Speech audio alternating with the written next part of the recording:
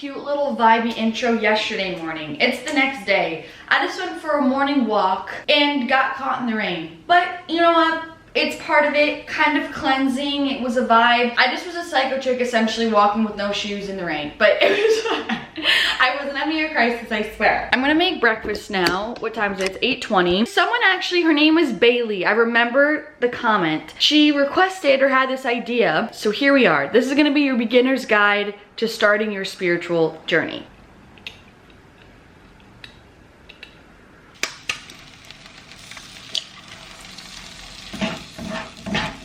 First thing I want to talk about before we get into like the spiritual tools, I guess, that I use is more of, I kind of want to say, more of like the mental foundation that I feel like it's really important, and kind of like your headspace that is really helpful to have going into this, I guess, if you will. Because I guess for me with my spirituality, I guess what I'm trying to say is there's only so far that like those action steps get you. So much of my spirituality has really come from just the work that I'm doing in my mental space. To me, just like getting quiet and coming back to yourself, and it's not always about doing. Sometimes it's really is just about, a lot of the times in spirituality, it's really just about being. The being portion of my spirituality is what has given me so many of these answers, I guess, or those revelations or epiphanies, way more than journaling or cards or crystals, anything like that has given me.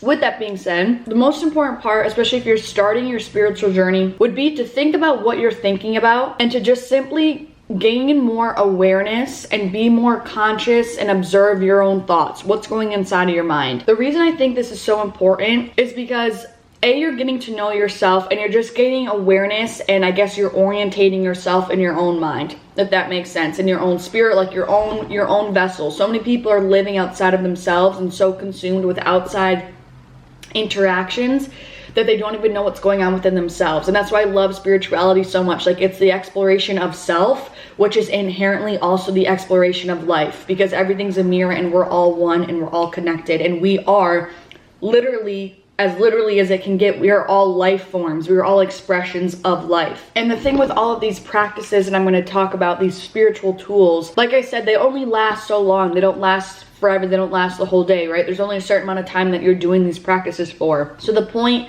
is to take the skills that we are honing in on while using these spiritual tools. The point is to then be able to apply and carry those skills with us throughout the whole entire day. There's kind of something, I forget where I heard it from, but how the whole concept of the meditation is to then be able to meditate and be in that meditative state, but the whole point is to then be able to open up your eyes and still function and live life in that meditative state, taking with you what you learned. So by you paying attention to your own thoughts and gaining awareness of what's going on inside of you, that's what's going to allow you to be able to consciously apply the skills that you're working on through your spirituality, like in actual day-to-day life, so then you can actually embody this way of life, embody this new energetic state, embody this new evolved person that you are becoming. And I think that's what's super powerful, because so many people are like, oh, how do I, work on my spirituality? How do I become more spiritual? You have to live it, especially if you want to actually have like this honest, true inner transformation and actually become that spiritual person, whatever that means to you. How to start my spiritual journey, it's so much more than just me meditating and journaling. It's like me throughout my day constantly consciously choosing the thoughts, choosing how I want to look at situations, choosing how I energetically want to show up, choosing how I want to react in a situation, choosing how I want to give my energy to someone else, choosing how I want to show love to someone, choosing how I'm going to decide to be patient in this day-to-day interaction. And I think that's what's really what it is, and me taking the time to think about things, reflect about things as I'm doing them, being more present in my day-to-day, just simply living with more intention instead of constantly living on autopilot, which we always so often do in our world today as well. Like, living with intention, ask myself, why am I doing this? Does this make me feel good? Consciously living in a state of reflection, awareness, observation, and intention is so freaking powerful in terms of living a more spiritually elevated life. Okay, so we're gonna go to this new coffee shop that I've never been to, and I just found it yesterday on Maps. We're gonna just go get a matcha and scope it out because I think it's right on the water. And I literally don't have any freaking shoes. I knew this was gonna happen because I just have limited shoes to wear with the dress, which I'm all about sneakers and a dress. I just don't know if this is the vibe for I don't know if this is the sneaker vibe for a dress, you know? And like, I'm kind of dressed up to go get coffee, or tea. That's on taking yourself on a date. Date yourself.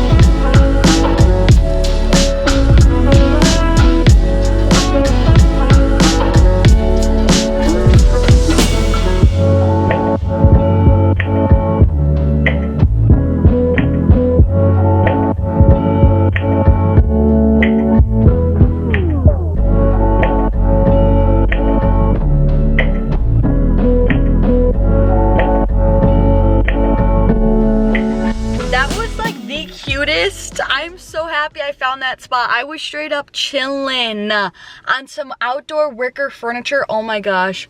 Uh-oh. Will this come out? You guys, wait. Side story. Can you see this? Oh my gosh. The other day I was trying to close my sunscreen and I couldn't figure out which way was open or closed, and I sprayed it to test it, which I shouldn't have done, and it sprayed like everywhere, like all on the side of the car, and I thought I wiped it. Oh my gosh, it's even on the inside of the... Okay. We're gonna get that out. Yeah, for sure. It's coming out. Gonna have to call my dad for that one. I need to crack this door because it's so hot. The first tool that I want to talk about is affirmations. Now, this like doesn't need to be your spiritual thing by any means, but I feel like why it does fall in the category of this is because it has allowed me so much to connect to myself. It's crazy, but in so much of the spiritual journey is rooted in your self-love journey and how you see yourself. Because like I said, we're life experiencing itself. So it's kind of like if you can fall in love with yourself, you can fall in love with life, which I think is again like a purpose of spirituality. Affirmations just to help me fall in love with myself, develop a relationship with myself, so then I can also be more in touch and in tune with my intuition for sure. It also helps me rewiring my thought patterns and to then be able to like overall raise my vibrational frequency, because a big reason why people are stuck in such a in this pattern of like low vibration is because they're just playing 80% of your life, or I don't remember the actual statistic, but like a huge chunk of the way that we operate is completely from our subconscious brain. So if we have so many of subconscious thoughts that are just negative or rooted in self-doubt or are rooted in like a lack of self-worth or feeling like we're not deserving or that like we think inherently life is hard, when that's programmed into our subconscious mind and our subconscious thoughts, that's where we are living from a majority of our day without even realizing it, because like I said, it's subconscious. And then we're kind of stuck in that feedback loop, which is going to keep confirming that narrative and keep us stuck in that low vibrational behavior. So affirming to ourselves and saying these positive affirmations to rewire our thought pattern, how we see ourselves, how we see life, it is so unbelievably powerful. And I think that again, affirmations have turned into something that's like corny, like I am lovable, I am deserving. Like I know it doesn't sound like much, but when you truly understand how it works like at the root and at the core, it's completely so transformative. So in terms of helping my spirituality, what do? I started by just saying positive affirmations about myself, and they can be very basic. And if you need to start even further, like even at a more basic step, start with just saying neutral points to yourself. Especially if you're someone who really struggles with negative self-talk or talking bad about your body, you don't have to be like, I love myself and my body. That's okay, because sometimes it's really hard for people to like believe that, which I totally understand. So just start by saying like, every day I'm becoming more confident in my skin, or I appreciate my body for what it does for me, or I respect my looks because it holds my soul. Whatever you come up with, anything that resonates with you, that's such a great place to start. Okay, I stopped at the grocery store on the way home. So here's a boring little grocery haul. I got 2 things of eggs, back in the organic grind.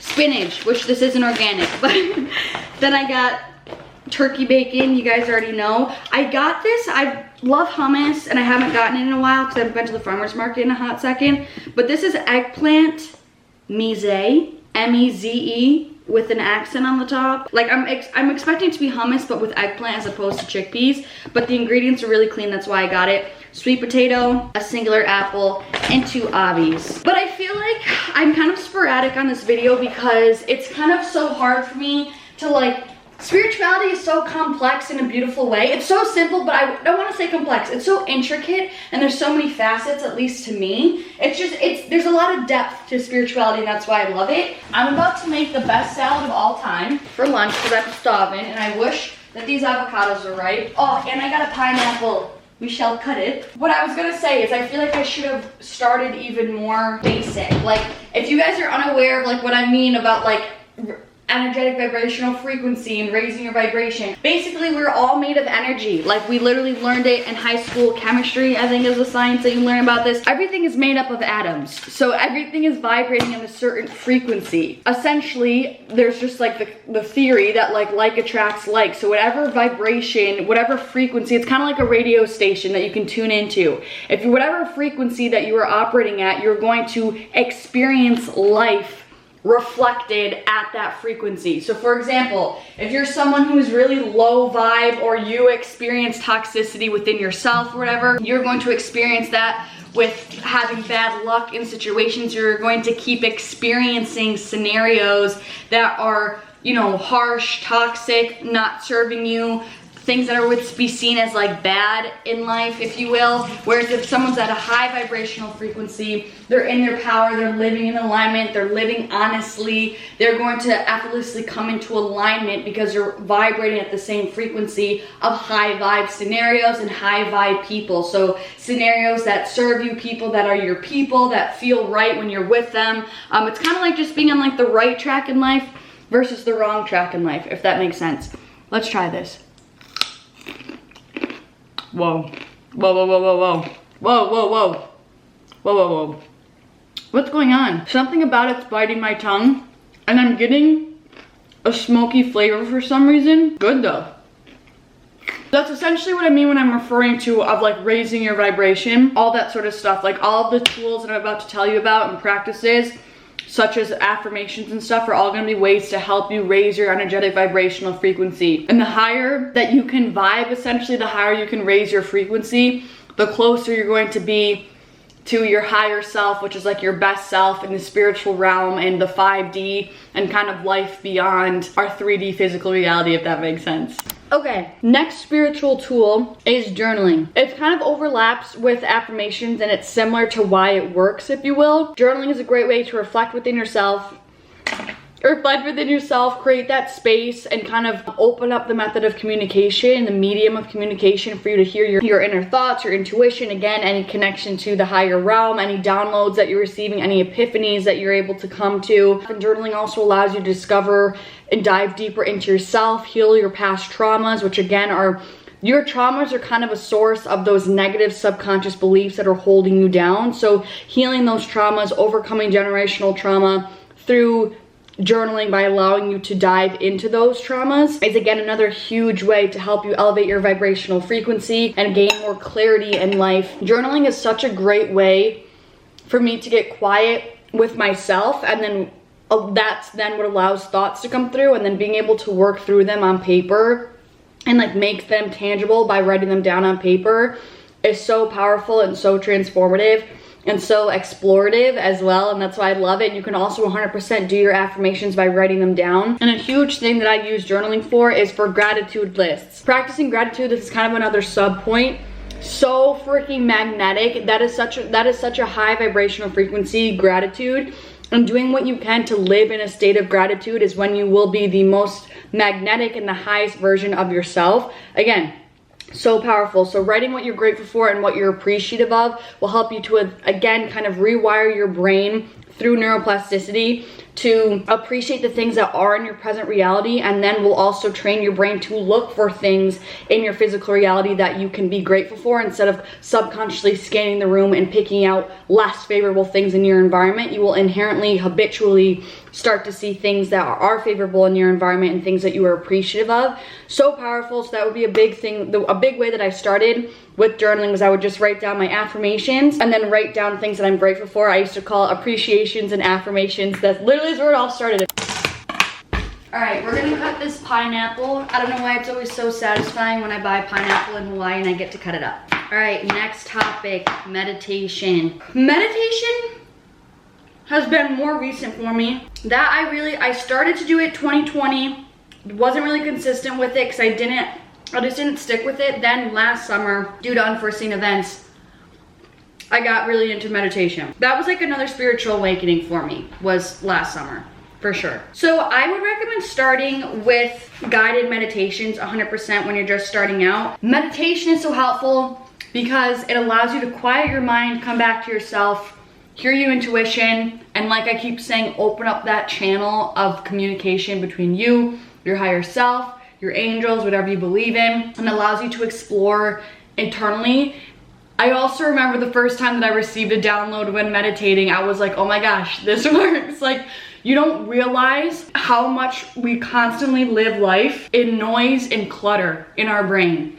And we don't realize how powerful it is if we just get quiet, how many like good ideas and downloads will come to us. It's like when you're trying to study in a really loud public space, you like can't concentrate or hear yourself. It's the same thing how we go about with our day-to-day in life, and that's why meditation is so powerful. Hey guys, so it's the next day and I want to talk about crystals and cards. You guys know I love my cards. I love cards. So I'm gonna explain like what it is. This isn't gonna be everyone's cup of tea, but I'm gonna try to explain why it works for me. So basically, cards are essentially, how do I explain this, are a way for you to read energies, connect to your intuition, and also any higher energies that you may believe in. It's a way to communicate, in my opinion, and in the way that I would like to explain them. So there's different types of cards. So we have affirmation cards, which I feel like is going to be the best starting point for everyone, especially if you're not super spiritual in the sense of like believing in higher powers and things like that. These are great. They essentially will just have an affirmation on them, and you can randomly pick one for the day and it will give you like an affirmation that you may need to be hearing in that moment. And then this is one that I would classify as like an oracle deck. All of these decks will be linked down below also. So oracle cards are kind of like a way to supplement tarot, which I will get into in a second, but these will kind of just have overall messages on them. These can differ quite a lot. Oracle cards can kind of be anything. There's so many different kinds of them. Sometimes they'll have like numbers on them, which like if you're not into numerology, that's another way for like signs that you can kind of receive from the universe and things like that. But like, for example, I love that. This is what I mean. It's so hard for me to explain cards, but like this is a perfect example. How I just said that like signs from the universe, and I coincidentally pulled out this card. This card to me, like when it says I'm connected to the earth, this is my I'm connected to uni card, meaning that like the universe is near, my angels are near, I'm close to source, I'm close to my higher self, like I'm just close to the universe. And like as soon as I said signs from the universe, this was the first card that I coincidentally pulled out. Things like that, I guess, is how cards work. It's kind of like what you're coincidentally needing to hear. You'll end up pulling a card that really resonates with you in that time. Then we have classic tarot, which I don't even know how to go about explaining tarot cards. Okay, so oracle cards can really vary. They can completely be different depending on the artist in the deck. But then there's tarot decks, which is consistent throughout every single tarot deck that you're gonna see. The art can be different, but the actual format of a tarot deck is always gonna be the same. So there's basically cards that have different meanings. It's kind of like, think of it as an actual, like a playing card deck, how the deck is always the same. It's literally just like that, and each card has its own meaning to be read a certain way. So you guys may have heard of tarot readers, but essentially like you can do different forms of card spreads, and depending on what cards come out, there's going to be a specific message within it, because each card has a meaning and each card kind of means different things in terms of the context in the reading. If it's closer, if it's coming out with different cards and things like that, it's going to paint a different overall cohesive picture to receive a message. So again, depending on what you believe, some people believe that that message is coming from your higher self. It's coming simply just from the present energies. It's coming from your angels, your ancestors, God, a higher power, the universe, spirit. It really depends on your belief. But the biggest thing for me is I believe overall in energetics. So I think everything is energy. The way everything moves is simply from a path of energy. Like, for example, if I coincidentally cross paths with a certain stranger at the grocery store, there's a reason why we both came, even if we don't ever talk and we're not significant in each other's lives, there's a reason why we walked past each other that day in the grocery store at that time. Our energies is what allowed us to come into alignment at that point in time. So I kind of take that same theory, I guess, and explanation in terms of cards. There's a reason why a certain card is falling out as it does, when it does, based on the current energies of this exact moment. Each card holds energy, so whatever card is coming out energetically, I'm somewhat in alignment, or whoever you're reading for, you're somewhat in energetic alignment with that card in that moment that's causing it to fall out of the deck and have you guys come into alignment. So I hope that kind of makes sense. That's how I believe in it, how I see it, of why it makes sense to me, like tangibly, because a lot of people think that cards are like woo-woo, if you will, but to me that's like a tangible explanation of why they work. For me, this is kind of how I would go about pulling. If when I say a card pull, this is what I would do. I would shuffle them, and this is just a normal affirmation deck, so we can start with something very basic. Then I always personally split the deck. This is just something I do in terms of like clearing the energy from previous sessions. I blow on it and I knock it twice. That was something I learned from the woman that I learned how to read tarot from. Everything is energy, you guys. So like any previous readings that you do, or if you're reading for someone else, just the energy of that moment is still within the cards. That's what allows these certain cards to come out, right? Because it's a reflection of the energy that's within the cards. So kind of clearing that every session is what's going to allow you to have a more accurate reading, I guess. So this is basically what I do. I take it and I will shuffle. These ones are hard because they're big, but this is what I do, and then essentially one will just fall out.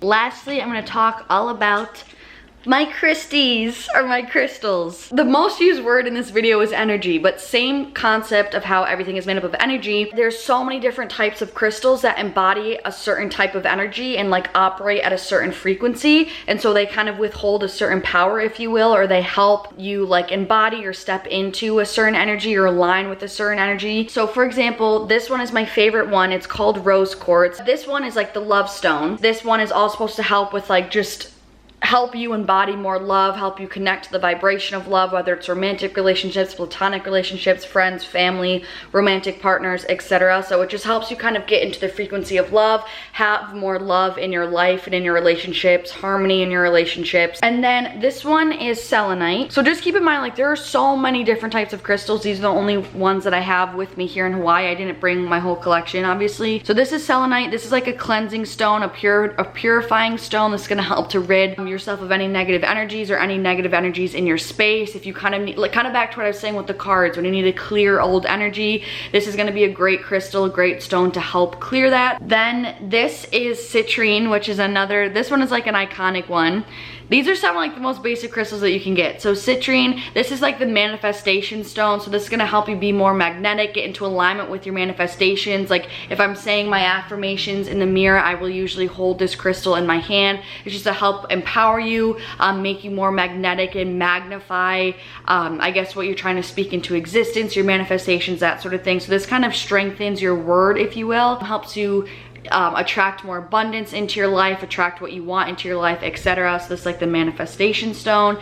This is amethyst, which is like a really pretty light purple. This is the protection stone. I guess I kind of also see this as like to help me strengthen my boundaries a little bit if I kind of need a little bit more coddling or comfort, or if I kind of want like a safety net around me. I find myself gravitating towards this one. So I'll just will pretty much hold the crystals. If I'm meditating and I feel drawn, I'll hold whichever one I feel called to, or however many at once. You can hold multiple ones, and I'll meditate with them in my hands to kind of absorb that energy and help me get into that frequency or channel channel that certain frequency. Like I said, if I'm doing affirmations in the mirror, I usually will hold this citrine and maybe this rose quartz, because just the frequency of love is such a high vibration that makes you more magnetic and more abundant, so I will tend to hold this one a lot of the times. But yeah, I think that's everything for this video. I feel like I definitely unpacked a lot. We visited a lot of different things here, but I hope this was a great little like introduction to you to kind of embark on your own spiritual journey. Choose what spiritual tools that resonate with you right now in terms of your development and things like that. And I would love to do more videos along the lines of this. I don't know if everyone is gonna resonate with this, but I hope it will resonate with a few of you. I hope you guys enjoyed this video. Thank you guys so much for watching. I'm sending you so much love, and hopefully I'll see you in the next one. Peace out.